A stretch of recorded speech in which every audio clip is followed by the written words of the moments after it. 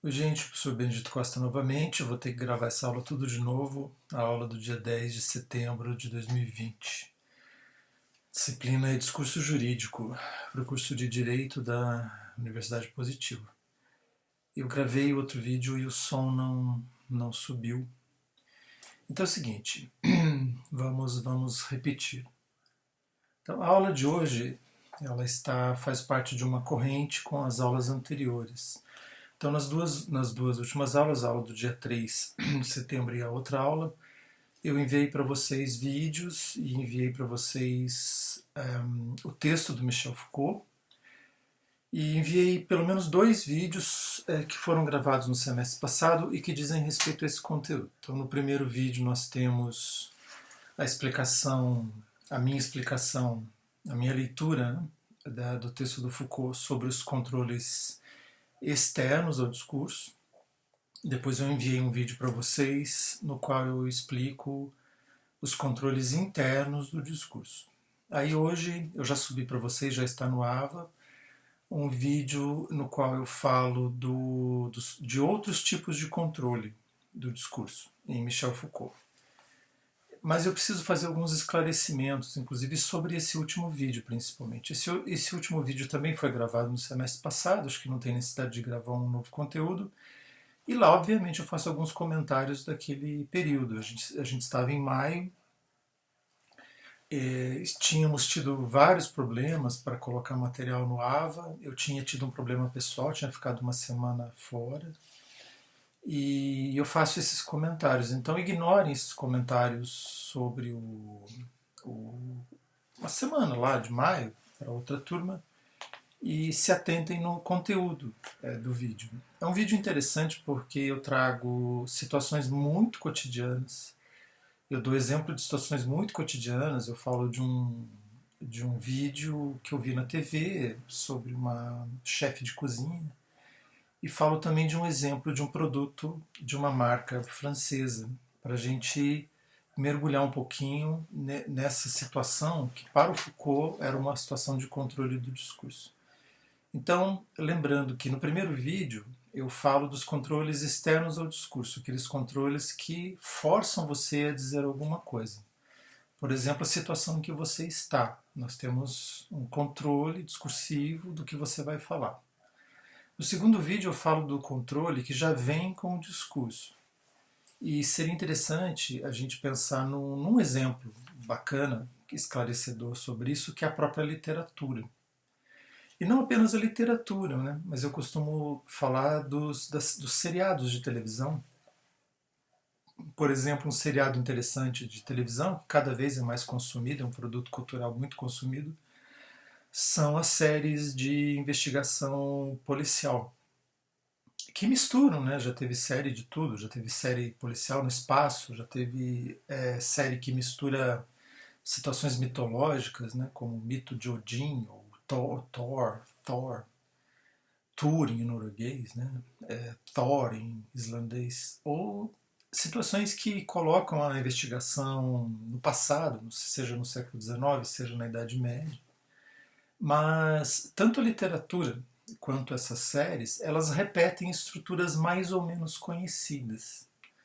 Então, na série de investigação policial, nós temos um detetive, dois detetives ou mais detetives fazendo uma investigação, e a ideia central é que se descubra o assassino, o bandido, o vigarista, etc., para que ele possa ser punido.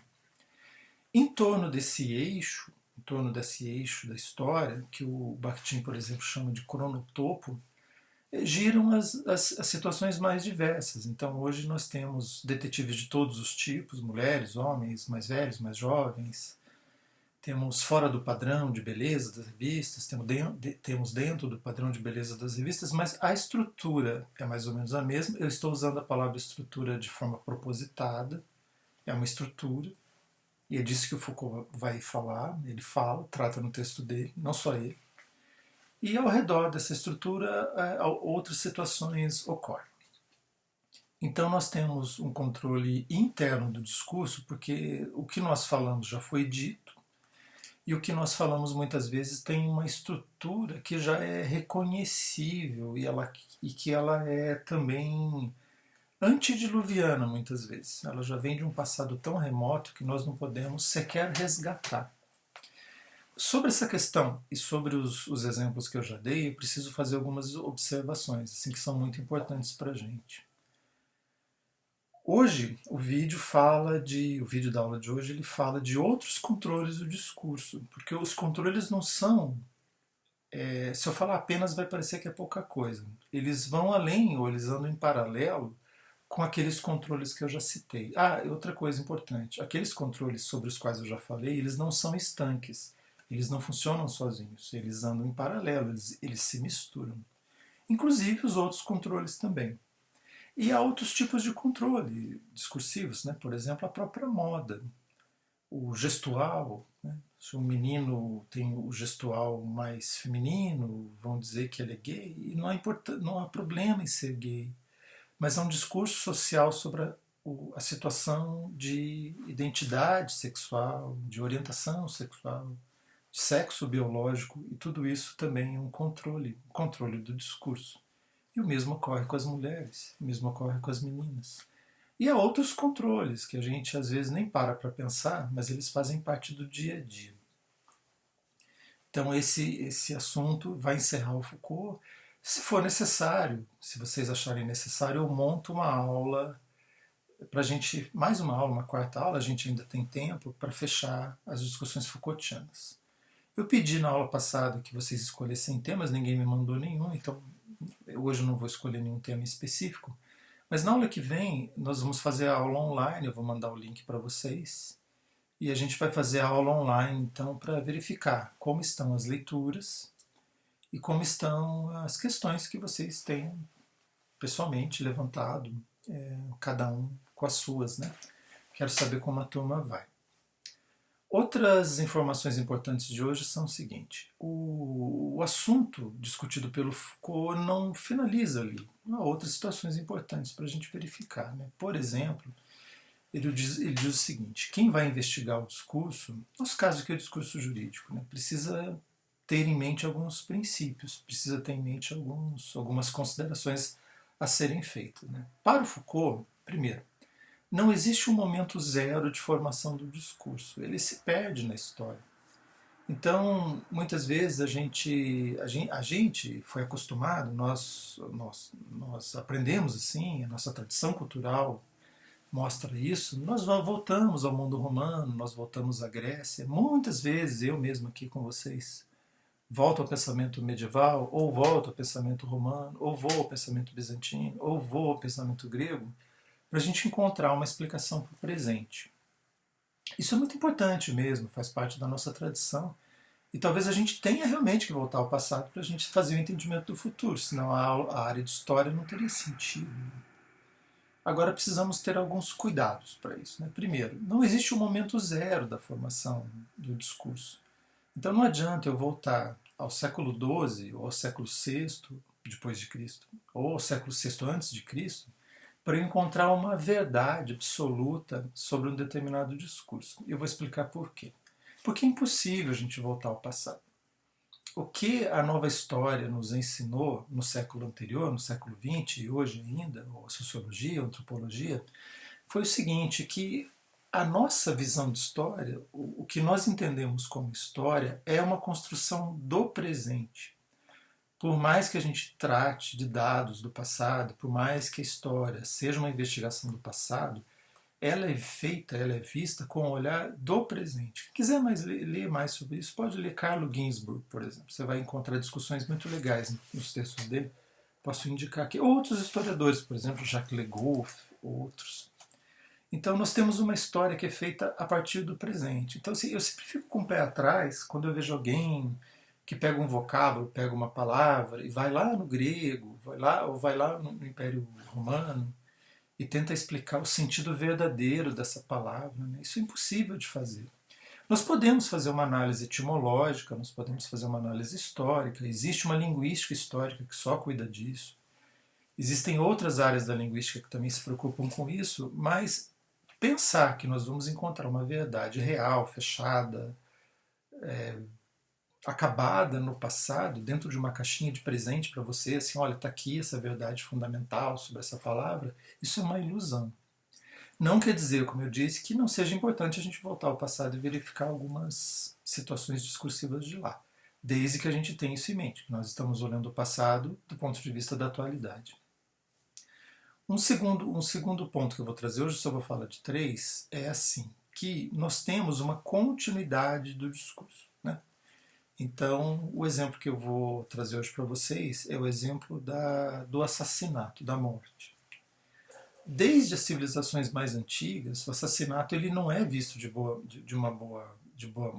com bons olhos. Né? Inclusive, existem nomes para o assassino. Inclusive, a palavra assassino vem do persa. E outras palavras, como adaga, a palavra sicário, que tem uma série de filmes, uma série sobre isso, ela também vem desse povo, provavelmente persa, porque os gregos assim viam os persas. A história nos diz isso. Agora, a visão sobre a morte, ela não é a mesma em todas as civilizações, e ela não é a mesma também ao longo da história, e muito menos ela é a mesma no tempo presente. Eu vou explicar por quê. Então, cada civilização teve uma visão do assassinato, da morte de uma pessoa pela outra, de uma determinada forma, embora em grande parte das sociedades o assassinato, a morte não era bem vista, como eu já falei. Então, assim, em cada lugar havia uma certa noção sobre o que era matar o outro. Ao longo da história, essa noção ela mudou também, e há diferentes formas de pensar a morte do outro.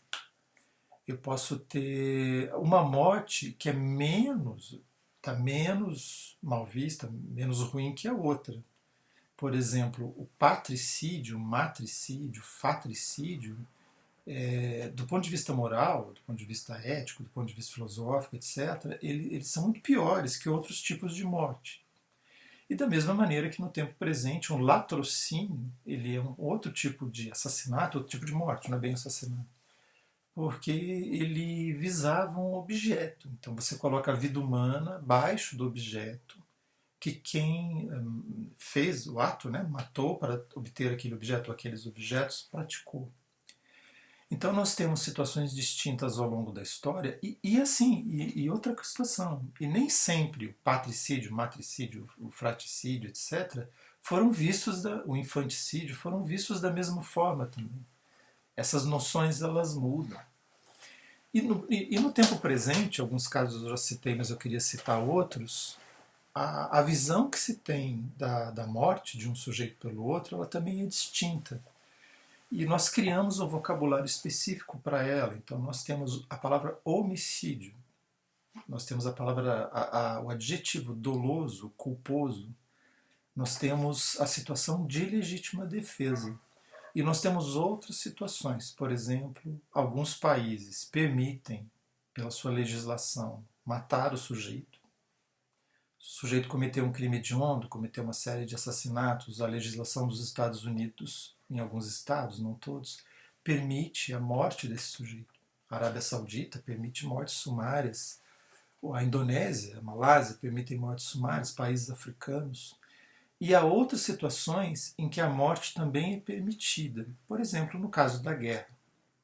Ou alguns países têm avançado, não me entenda mal, têm avançado na sua legislação, independentemente da nossa visão moral disso. Alguns países têm permitido que uma pessoa tenha morte assistida no caso de não haver mais possibilidade de cura. E nós temos outras situações de morte que para alguns grupos, para algumas entidades, para algumas pessoas é uma morte, é um assassinato, um homicídio, que é o aborto. E para outras não. Então a visão de um determinado tema, seja a morte, seja o casamento, seja a compra de um bem, isso tudo amparado pelo direito, esses três exemplos, eles variam. Ao longo da história, eles mudam de sentido, né, ao longo da história. eles variam ao longo da história em determinadas situações e dependendo de cada civilização, e eles também mudam no hoje. Nós temos concepções disso. E o direito, como eu já falei a vocês, ele é uma área viva do saber, por um lado, saber jurídico, saber dos jurisconsultos ou de quem faz a lei, e por outro lado, ele também é móvel no sentido das suas práticas. Como a sociedade é móvel, ela não é congelada no tempo, nem no espaço, porque no mesmo país, por exemplo, há grandes diferenças culturais, o direito precisa amparar isso tudo. Então ele precisa estar atento a essas transformações. Então o discurso ele é contínuo, de certa maneira. Eu vou ter o tema da morte discutido até hoje, o tema do casamento discutido até hoje. Mas hoje a gente discute o tema do casamento, ou da união civil estável, etc., ou de uma legislação que ampare um determinado sujeito, por exemplo, LGBT, que antes era impossível de ser discutida. Até porque, até o século XIX, não havia um questionamento sobre a homossexualidade como há hoje. Durante um tempo ela foi considerada doença, para algumas civilizações ela era considerada normal, para outras um crime hediondo, como ocorre até hoje na África ou em países árabes. Então essas situações mudam no tempo, no espaço e mesmo hoje, certo? Então é importante pensar que não existe um momento zero para o discurso.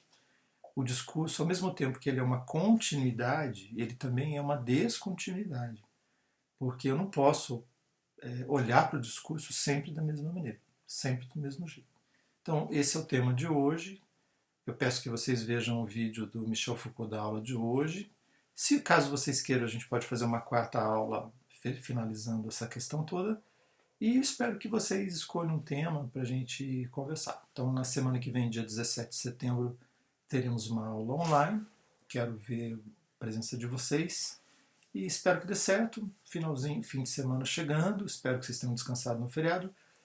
E espero também que o fim de semana seja bom e agradável a todos. Cuidem sim, as pessoas ainda continuam se descuidando muito. E parece que a pandemia já acabou, mas ela está longe de acabar. Grande abraço.